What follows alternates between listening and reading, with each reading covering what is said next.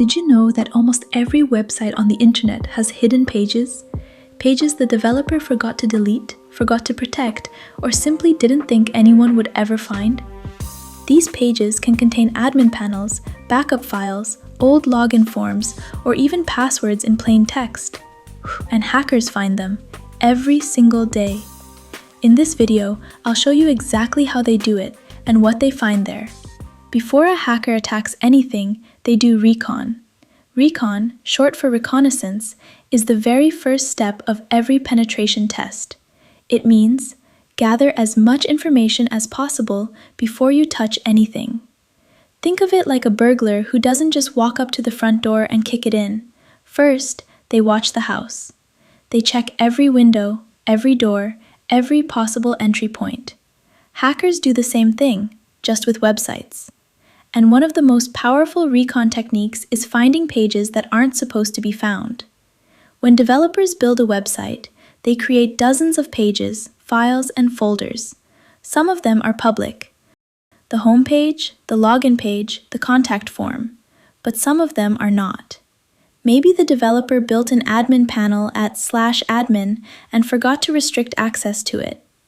Maybe there's an old backup file sitting at /backup.zip that contains the entire source code of the application. Maybe there's a configuration file at /config.php that contains database credentials. Maybe there's an old login page at /old-login that still works, but uses an outdated authentication method that's easy to bypass. These pages are not linked anywhere on the website. You can't click your way to them. But they exist, and they're waiting to be found. So, how do hackers find them? The answer is something called directory brute forcing. Here's how it works.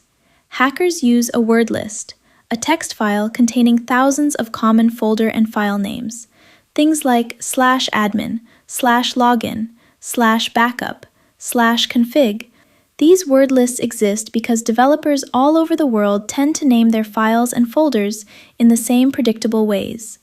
A tool then takes this word list and automatically sends a request to the website for every single entry. /admin, what does the server respond?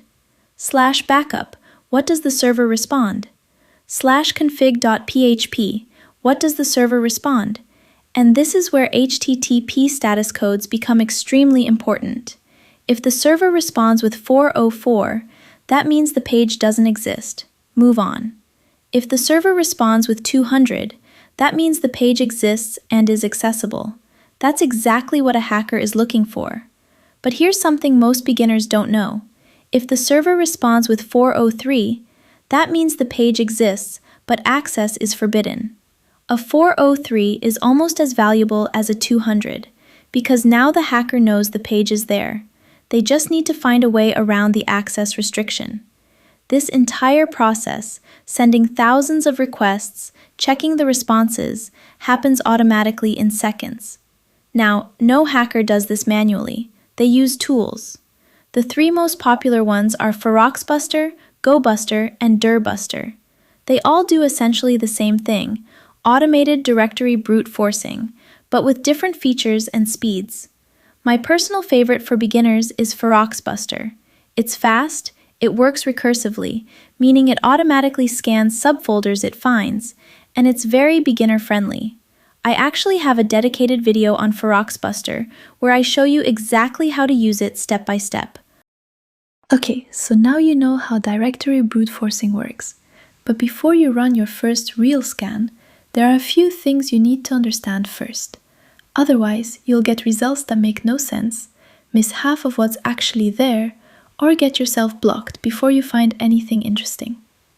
Think of this as your learning roadmap. 7 topics. I'm not going to go deep on each one right now. Each of them deserves its own video. But you need to at least know they exist before you touch a real target. Tools. We already covered this one. Pick one, get comfortable with it. We're moving on. HTTP status codes. During directory brute forcing, you are going to see hundreds of these codes flying by. If you don't know what they mean, you won't know what you found. You don't need to memorize all of them, but you absolutely need to know the top 10 most common ones. I'll cover those in a dedicated video. Link in the description when it's ready. Word lists. Your tool doesn't magically know what to look for. It reads from a word list, a text file with thousands of common directory and file names, and sends a request for each one. And here's the thing most beginners completely ignore. The word list you choose determines what you find. That's it. If the hidden directory isn't in your word list, your tool will never find it. It simply won't appear in your results. A small generic word list will miss the majority of what's actually there. A word list built for PHP applications will miss everything on a Python or Java backend. Choosing the right word list for the right target is a skill, and it makes a huge difference. The go-to resource is called SecLists. It's free, it's massive, and it's organized by use case. Get familiar with it. Recursive scanning. Let's say your tool finds a hidden directory, something like /admin.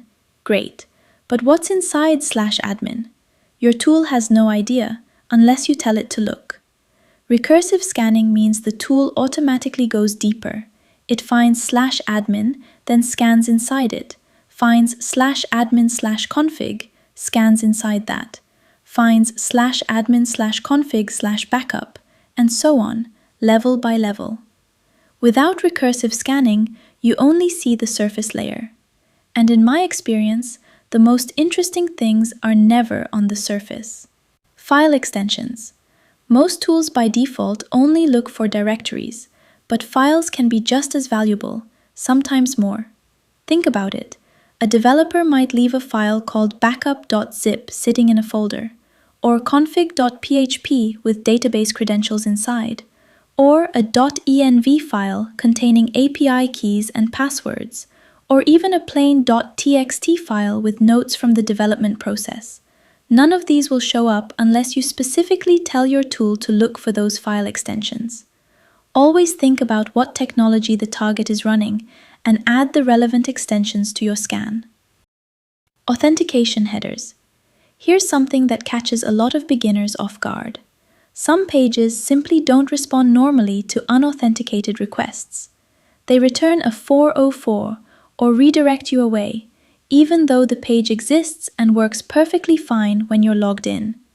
So if you run your scan without any authentication, without sending a valid session cookie or authorization token, you're going to miss everything that requires a logged-in user to access. Always consider running 2 scans, one without authentication to see what's publicly visible, and one with a valid session token to see what opens up when the server thinks you're a legitimate user. The difference in results can be enormous. And finally, rate limiting awareness. This one will save you a lot of frustration.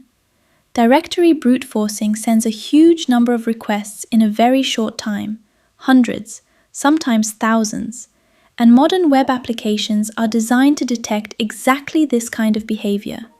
If your scan suddenly stops producing results, or you start seeing nothing but errors, there's a good chance you've been rate limited or your IP has been blocked.